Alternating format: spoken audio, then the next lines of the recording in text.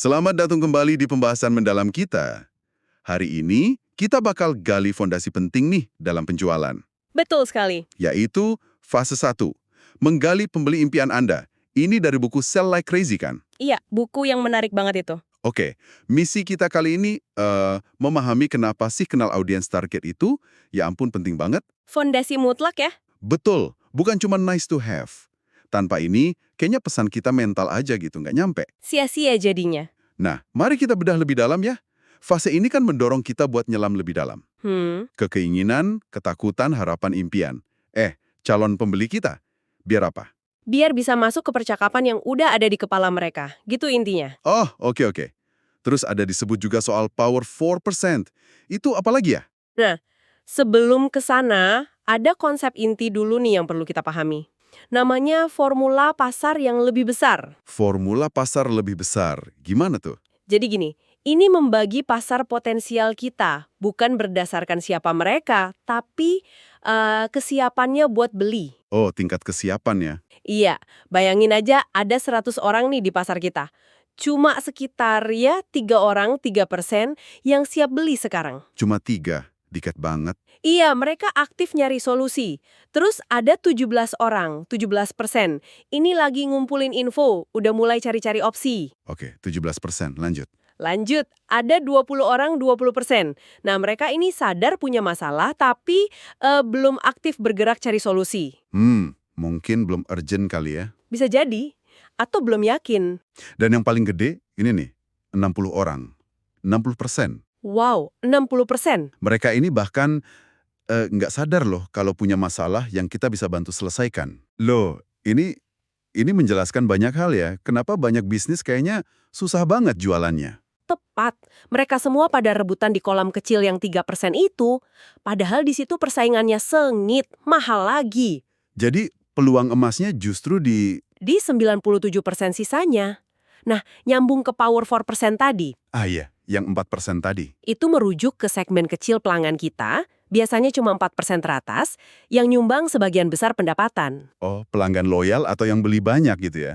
Bisa jadi, mungkin beli berulang, nilai transaksinya tinggi.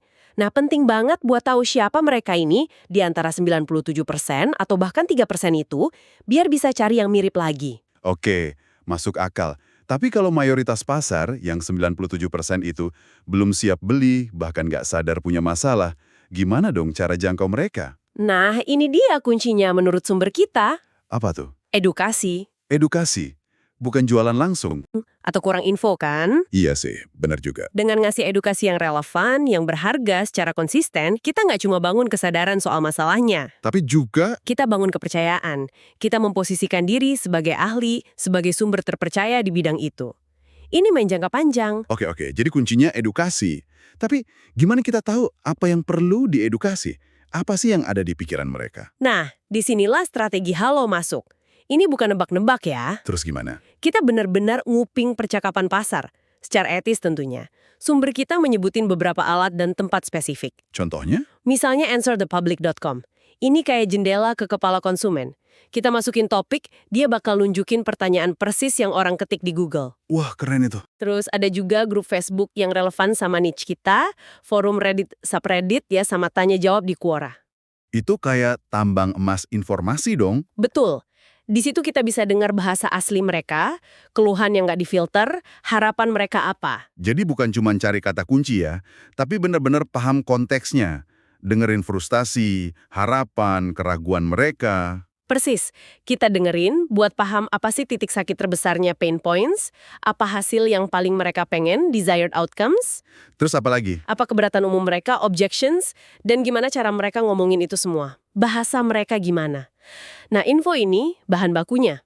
Oke, udah ngumpulin semua info itu terus diapain? Outputnya apa? Tujuannya adalah kita bikin avatar pembeli impian. Ini bukan sekedar demografi ya. Bukan cuman umur atau lokasi gitu? Jauh lebih dalam. Ini profil psikografis yang detail, kaya tentang representasi pelanggan ideal kita. Ada 9 pertanyaan kunci buat ngebangunnya. Pertanyaan kayak gimana tuh contohnya? Pertanyaannya ngegali banget, kayak di mana mereka biasa nongkrong online atau offline? Frustrasi terbesarnya apa terkait masalah kita? Apa 3 ketakutan utama mereka? Apa aspirasi dan impian terdalamnya? Sumber info mana yang mereka percaya? Bahasa atau jargon apa yang mereka pakai? Jadi bener-bener kayak kenalan sama mereka ya. Iya, biar kita benar-benar kenal. Aku jadi kebayang nih. Fase 1 ini kayak kombinasi peta harta karun sama kaca pembesar super. Analogi yang bagus. Petanya, formula pasar lebih besar, nunjukin di mana harta karunnya, termasuk yang ngumpet yang 97%. Kaca pembesarnya, strategi halo dan avatar, bantu kita lihat detailnya. Biar nggak salah gali ya. Nah, biar strategi kita nanti tepat sasaran, bukan asal tebak. Bener banget. Pemahaman mendalam soal siapa pembeli impian kita, apa isi kepala mereka, di mana posisi mereka dalam kesiapan beli, itu langkah fundamental nomor 1. Nggak bisa di-skip ya. Nggak bisa. Tanpa ini, semua usaha selanjutnya, bikin penawaran, rancang iklan, pilih channel marketing, bahkan nada komunikasi, bakal kurang efektif. Ini titik awalnya. Jadi, intisari utama fase 1 ini, kenali audiens Anda sampai ke akar-akarnya.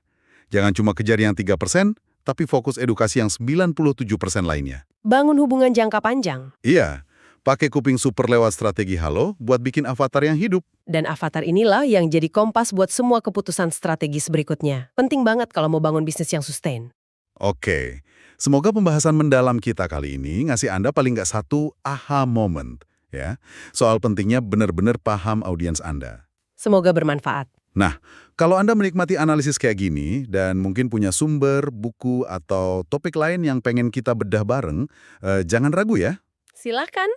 Langsung aja berlangganan atau subscribe channel ini dan kirimkan masukan serta ide Anda buat episode selanjutnya. Kita tunggu loh. Kami tunggu masukannya. Oke, sampai jumpa di pembahasan berikutnya. Halo. Oke, kali ini kita langsung aja ya.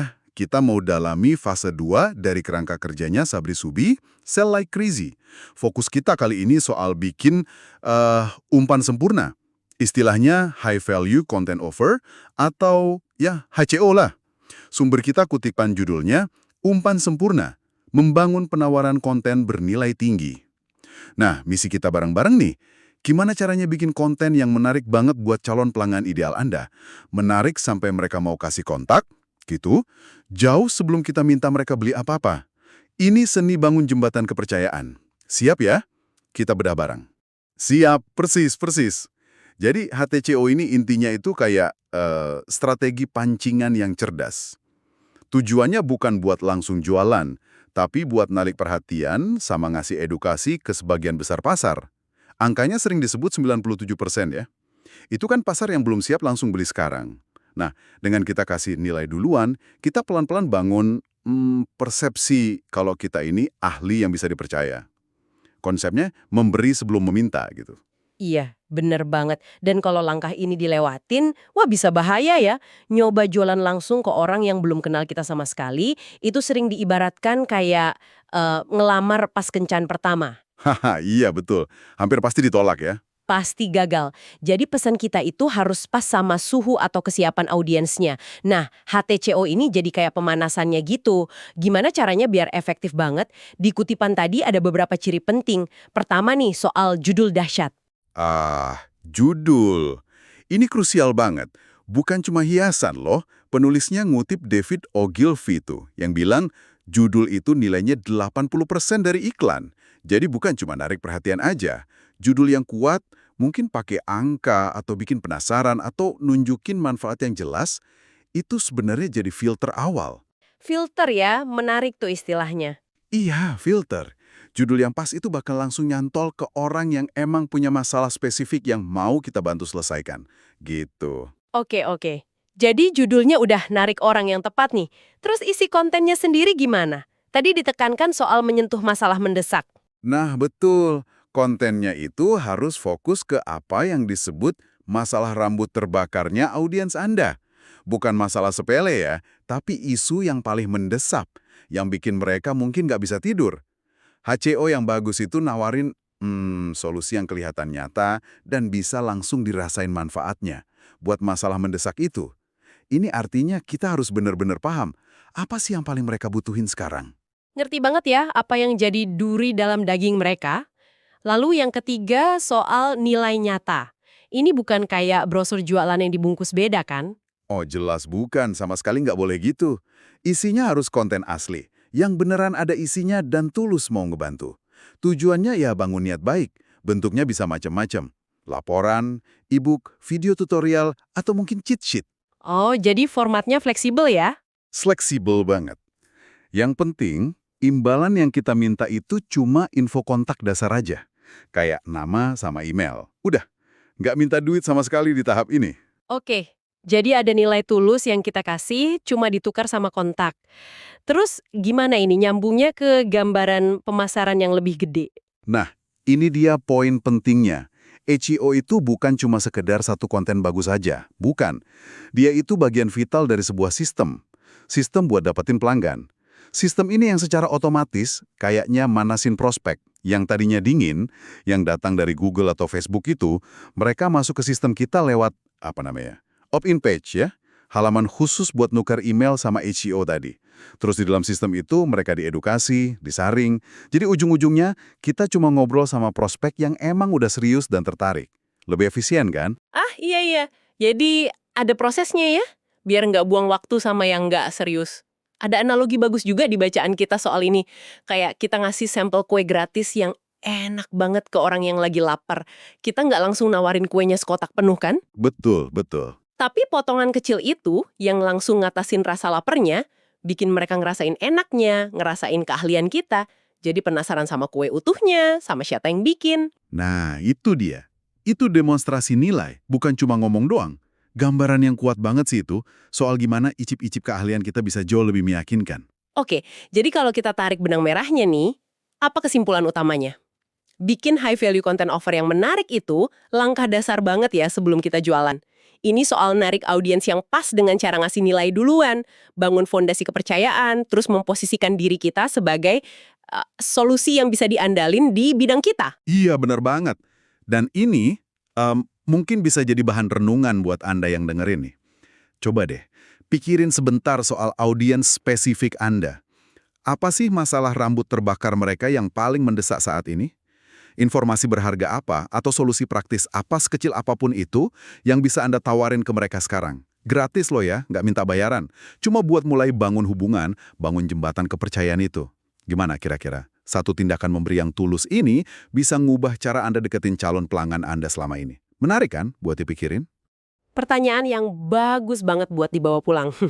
Oke deh, terima kasih banyak sudah menyimak pembahasan kita kali ini.